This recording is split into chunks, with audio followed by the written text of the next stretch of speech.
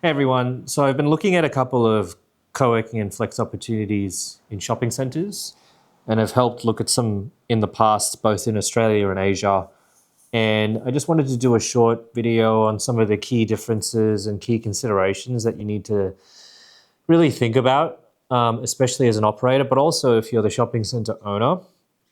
And what I'll do is I'll show you an example of a shopping center layout, like very high level, when compared to a central business district or, somewhere in the heart of the CBD co-working space, which we're all very familiar with, and the reasons why, and just some ideas.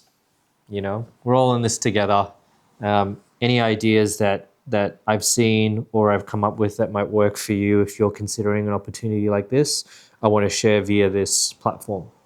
So before I even go into the layouts, I think one of the key considerations that you have to think about when dealing with a shopping center site is what's the value for the owner, as in the shopping center owner, right? Is it just the rent across the layout? In which case, why don't they just get a retail tenant, to peddle some more retail products? Why are they thinking about co-working? Or is it what they like to call dwell time? And it's something that you need to familiar yourself with if you're considering an opportunity like this.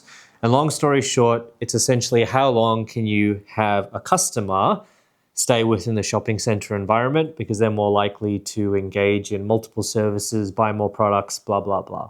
Right? Dwell time is a big thing when it comes to retail spaces. So if part of the initiative of this co-working space that you're considering with the owner is to suddenly create a community of people that will dwell within the shopping center more, because one of the key value propositions of working within the co-working space would be to have access to, food, potentially a dentist, clothes, haircuts, parking, all that kind of stuff. Well, then they're going to be staying there longer. Is that the real value here? To have a certain amount of headcount of people and brand to encourage people to stay in the shopping center more. And if that's the case, well, then should you really be striving for a high rental target that would have gone to any other potential tenant within that space? So food for thought there. So I think dwell time is a really important one. Now, I think also another key consideration is who's your target customer. And this is where we'll get into the co-working layouts. You'd love to think that even if it's in a shopping center, you're going to get the same type of customer as if you were going to look at a co-working space within the city, right? Lots of customers that want small to medium-sized private offices or suites, maybe even a large anchor one so that you can underpin your whole floor plate with a pretty reliable source of income, right? So when you look at the CBD layout, obviously this is not going to be the best layout ever, but you'll kind of hug the facade with some of these small offices. You might have a couple of large ones and then a large anchor tenant on the bottom right, something like that, right? And if the entrance is through here, this kind of middle area will be thoughtfully designed to have your welcome concierge and surrounding amenities and bookable meeting spaces. When you think about a shopping center co-working layout, you may have, and first of all, natural light might be a big problem within a shopping center because when you think about it, most of the tenancies, and it depends if they've reached out to you as a blue sky thinker, wanting to take advantage of this and giving you a great floor plan to consider, or if you're trying to solve a problem for them, meaning we haven't been able to move this part of the floor, or David Jones is giving this area back, do you want it?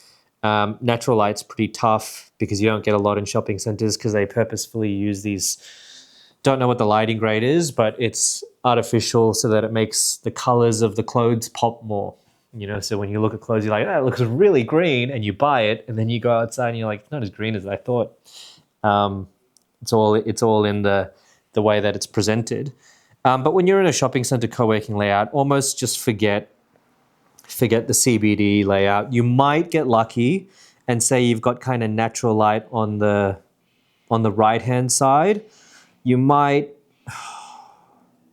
have one or two offices like that. But then what I'd like to think is this whole area here, and maybe you have some bookable meeting rooms there, is more open plan desks and thoughtful amenities. So these might be a couple of A's, right? Anchors. And when I say anchors, think about it this way. If you're in a shopping center, there's a huge plethora of retail brands within that center that may actually love to have some form of private office or project space within this co-working space because it's really easy for them to use.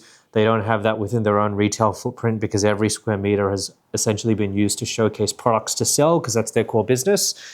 I would automatically start thinking, hey, Mr. or Mrs. Investor, can I speak to all of your retail tenants even before I start designing my floor plan? Because if there's like an H&M or a Uniqlo or a JB Hi-Fi or something that within that neck of the woods say, you know what, we would love to have 15 desks within a private office style environment that's secure because we'll host our team there, people will work from there, blah, blah, blah. I think there's an opportunity to find customers like that because a lot of the shopping center, co-working centers I've seen work, even if they've got their own set product, a lot of their occupancy is filled by the retailers themselves. Okay? So if you can think about that, that's a huge opportunity there. However, when you think about your target customer, I actually think, and if we think about dwell time, so these two together, when you add them together, even from the investor perspective, you want almost a lot of floating members using that space, like gym membership style members, right? Because it's about convenience. It's about popping in when you're doing some shopping or you live nearby and you want to go work there and maybe get some lunch or something or have some sort of experience that the shopping center offers. You don't need a private office to do that. You want an open plan desk, right? So I actually think having more of those and then being able to offer that to a target customer that you market to correctly with the help of the shopping center really works, okay? And in the spirit of that target customer and that key difference, what can you do within that floor plan? Well, the first key difference I'm going to put here is open plan desks. You're going to have a lot more. And when I say open plan desks, don't just chuck them in after agreeing to a pretty high rent. Rent negotiations, or if it's under a management agreement, figure out what that expected income is. You almost have to have this upfront conversation at the beginning to reverse engineer, okay, if this is about dwell time, if this is about activation, and we can make some money, let's not target the rent that you were hoping to get if you leased it out to another, retail tenant selling shopping goods. If we can reduce it, then we can have less of these private offices, less of these really high ticket meeting rooms, and we can actually put a lot more of these open plan desks on a more flexible, pop in, pop out basis, which are cheaper, yes, and less reliable in a source of dedicated income because you may not be licensing them out 12 months at a time like the private offices. But it's all about the dwell time and getting the customers in and suddenly making your shopping center more sticky, right? People staying there, coming into work.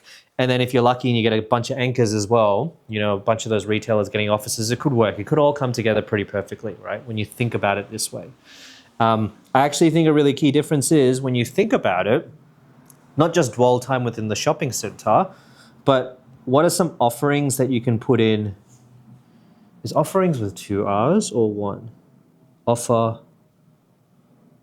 Offers with 1 R, but anyway, that looks wrong to me, but it might be the right spelling. I'll check afterwards, but whatever. Think about it this way. When you look on your apps, your shopping center apps, Uniqlo, whatever, that kind of stuff, you're always getting discounts and deals, right? Which kind of stimulates you to buy it because you're thinking you're getting a special discount. I actually think there's a huge opportunity as a partner, a co-working partner of the shopping center, for you to offer exclusive discounts to your members, right? Like suddenly if they're a co-working member within the shopping center space and instead of getting the usual summer or winter sale discount, they get certain goods at a further discount because they're part of the co-working space, and the retailers, they can come up with these things. They do it all the time, right? They're like, okay, especially if this layout, say, is I'd say 1,500 square meters, try not to go bigger than that at a co-working in a shopping center area, just because, that's more stock and more stuff to move, and within that environment might be tough. I do like 1,000 to 1,500 square meters, by the way. I know I skipped that. But imagine if all those members suddenly get access to these deals, retailers are starting to move more products, sell stuff, but then it feeds into the dwell time. But then there's your target demographic of the floating customers that might not be buying those private offices suddenly want to start buying, those memberships because they get access to the discounts. And there might be some activations in there. I actually think a really cool idea would be to have some sort of really cool showcase as an amenity. Like imagine if in this floor plate somewhere, you've got this kind of tailored, and it's whichever retailer wants to participate, you've got certain goods within the space. Could be as simple as a rack of stuff that's exclusive discounts to the members, like, you know, really nice jackets that are just about to get out of season that they can get access to before everyone else does. Could be a new product a retailer is thinking about testing that they've got sign off from corporate to experiment with some of their intimate members within this co-working space. This is where you've got to do some blue sky thinking, but imagine if you can come up with something that's just a bit different. I think the whole point of this is be different, right? Be unique, take risks. It's a bloody co-working space within a shopping center, okay? You got to do something different. You can't just do the same thing and hope it works. I actually think another idea is having some form of media room within the space.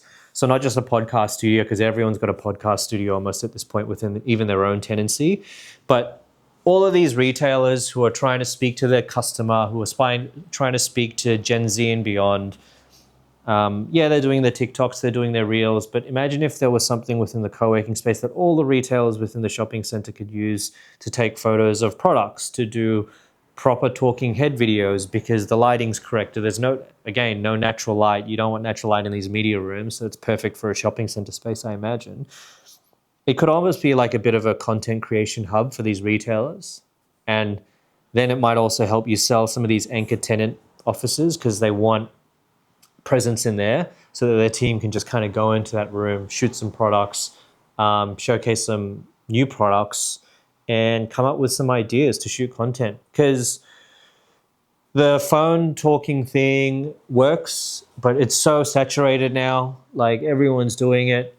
How do you kind of cut through the noise and do something a bit different, right? How can Big W or someone do some content in a bit of a different way to really start pulling their socks up and competing with a Kmart or something like that? You know, maybe they need access to amenities and facilities like this, which they can't get from corporate or head office and is not within their retail space, but suddenly exists within this shopping center co-working space. They're like, guys, we got to use this. I don't know.